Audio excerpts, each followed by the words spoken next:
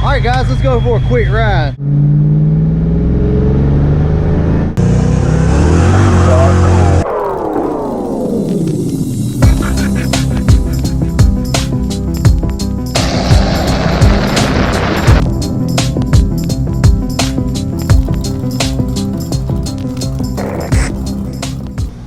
So the video you're about to watch is once again kind of all over the place. The footage with this car is crazy because sometimes we video this car 2 or 3 times a day, kind of in between doing other stuff.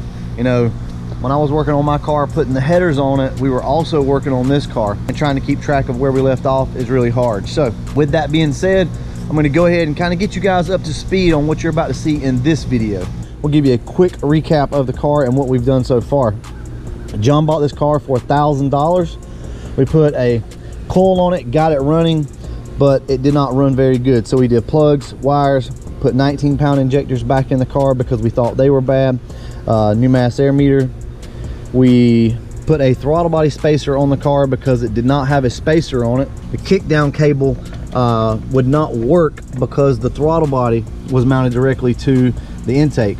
That meant that these brackets were hitting the valve cover, so the car needed a spacer on it to pull everything out. So we did that, put a new regulator on the car, set the timing. The problem we were having was we were finding issues, but every time we'd find an issue, you know, we would fix it and then the car would run better but still not run right. So we thought we were getting close until we come to the ultimate problem, the biggest problem, which you will not see in this video. What I'm trying to do in this video is just get you guys up to speed so that the next video shows you exactly what's wrong with this car. So this will be a mashup of different footage that I have of this car to get you up to the point so that you really understand what's going on. We got to get caught up on this thing because we still have a lot of work to do to this car. Bunch of new stuff coming in. LMR's hooking us up once again, guys. So we got to get everything caught up video wise so that we can jump on that. Anyway, that's what's going on with this video. I'm just basically going to dump all the footage for you guys so that you know what's coming.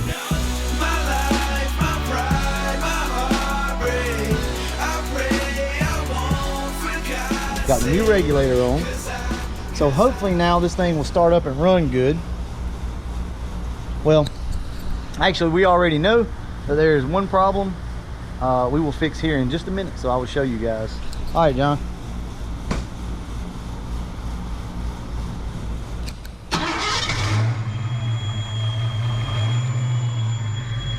All right, so the car starts.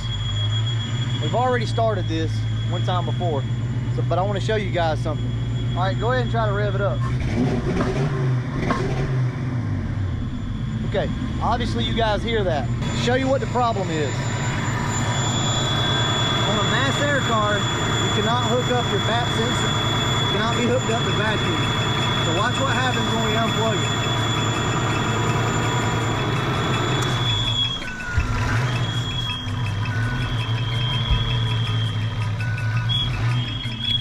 Okay, so the idle is going to have to be brought back up on the car, obviously. But I want you to listen to the car now. All right, go ahead. So that's just one of those little things where you got to know your years on your Foxbody. If this car was not a mass air car, then yes, you would connect it to vacuum. On these cars, they're supposed to be vented to the atmosphere. Not vented, I can't think of the term right this second, but you guys know what I'm talking about. Supposed to be open to the air. So more than likely that was a whole cause of the car not really running right.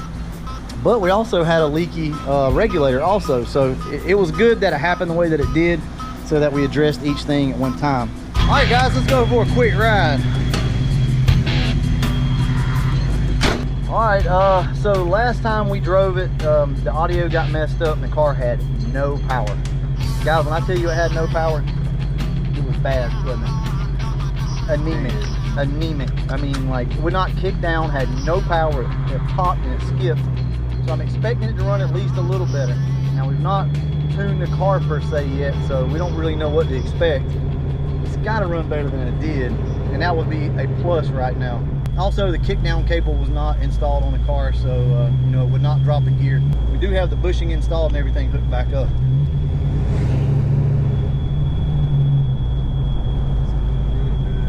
Yeah, it's running a lot better than it did. Plus, it's probably got really old gas in it. The car's not ran since March, so you know there's a chance that the gas was, you know, that was put in it was before then. Plus, with that BAP sensor having vacuum on it, whoever did that, whenever they did that, this car did not run properly. I can guarantee that. So that could have been done a long time ago.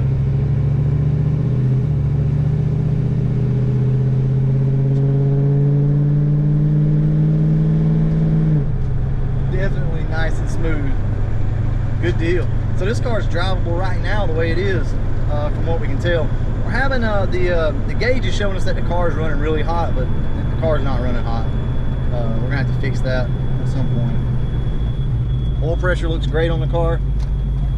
This horrid whistle is still there, so we're gonna have to figure that out. If anybody knows a fix for that whistle, just let me know. We've worked on the throttle body, we smoothed some stuff out, and it really didn't seem to help.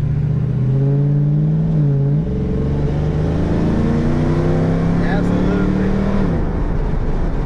All right, so there's a little bit of a hesitation in there still, but it's probably bad gas. That felt good. Like, I'm impressed. Yeah, that's a win. That is definitely a win. We got something to work with now. So we're gonna put some fresh 93 in it and see if we can clear this thing up.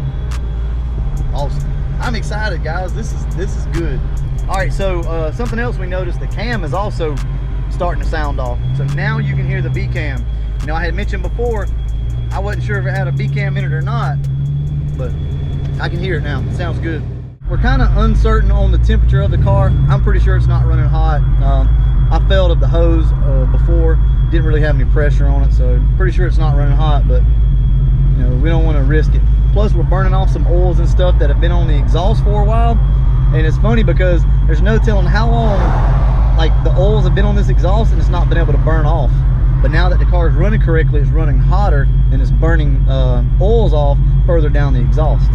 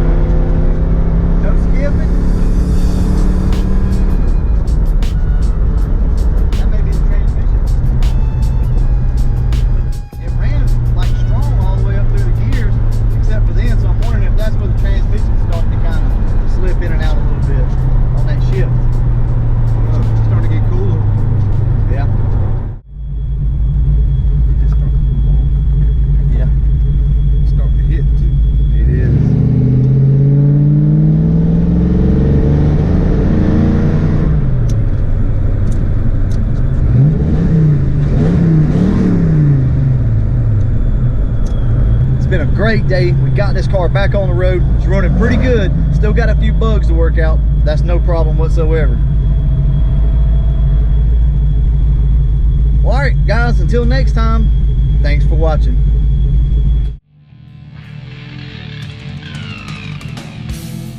Ooh, man, it's still hot. It is a hot day, hot day. All right, so we are out here making some changes to the 1K Fox. As you can see, this is just a little sneak preview, putting some different wheels on the car. Andrew's out here working on it. This is the donor car that you saw in the video before, so the sniper wheels are going back on it, and there might be some new plans for this thing later on down the line. So John wanted me to tell you guys that he's not really taking any parts off this car. We're going to leave the headlights, we're going to leave the tail lights, although I did go ahead and swap them over. We're going to put them back on the car. He's ordering all new stuff, so he's at least ordering new headlights and new tail lights. The interior of the car, we're going to still try to put it together as we can. And why are we out back working in the grass? I don't know. It's just easier. Let's come back here, get to it. Andrew's swapping them. Yeah, Andrew says the grass is softer than concrete. I don't know if I need to clarify, but this is a BAP sensor on this car. So your mass air cars have a BAP sensor. It was plugged into vacuum, which you don't do on these cars. So I unplugged it, the car started running great. A few hours later, we're standing here and the car starts going stupid rich. So we can't figure out exactly what's going on. And yes, we do have the filter. I took it off to clean. But now we got to figure out why the car is going just pig rich, just blowing black smoke out the back. It still runs pretty good, but it's just super rich. got to address that, and we're going to get to, you know, cleaning this car up here pretty soon. More than likely, you're not going to get, you know, weekly updates on this car. I don't know if this will be part 3 or part 4 in this particular video, but obviously we are doing some things to the car. The tail lights, and I know that's going to make a lot of you mad, but we got the tail lights in the car. But like I said, he is ordering new stuff. Anyway, I just thought I'd bring you out here, kind of show you what's going on. We just got done doing the header install on my car, and I'm loving those things. They're great. Andrew's going to go ahead and put some new spark plugs in this car. We're going to run Motorcraft. Trying to go back with, you know, original stuff, Ford racing stuff where we can, Motorcraft stuff. It's just good stuff. Anyway, he's putting the spark plugs in right now, and I wanted to talk to you guys a little bit about gapping your spark plugs. It all really depends on the application. I know a lot of people say anywhere from about 50 to 55 on your gap. Me personally, unless you've got a really good coil or MSD system or something like that, I'm comfortable in the 40s. That's where I like it. And you know, everybody's different on their spark plug gap and whatnot. But I'll tell you this, my Cobra is gapped at 19. Well, that's mainly because of all the boost. But that car runs great whenever, you know, at part throttle, half throttle, full throttle, it runs great. So why is that? You know, obviously you gap them down like that, you tighten the gap up so it doesn't blow the spark out. But on these cars, if you don't have a coil that can bridge that gap on 8 spark plugs, you know, what are you doing really? I'm comfortable, like I said, somewhere in the 40s. We gap these to 42 and we're gonna see the difference. You should have seen the gap on the plugs that come out of this thing. I mean, they're huge. Some plugs just really seem like you have to stretch that strap back to get it in the 50s, and I don't like that. You start to back it off that electrode, and I don't think that's right. But anyway, Andrew's gonna go ahead, finish this up, and we're gonna start the car up and see if it sounds any better. All right guys, Andrew's got the new spark plugs in. We're gonna go ahead, bust it off, see if it runs any better.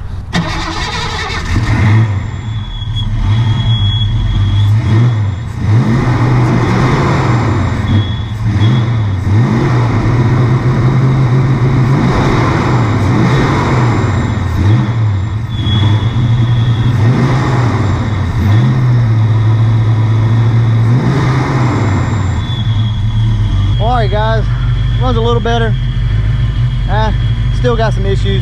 I think we may actually have a leaky injector. I'm not sure on that, but we'll get it all cleaned up. We'll get it buffed out. I'll give you guys some good video of this car once we get it all cleaned up.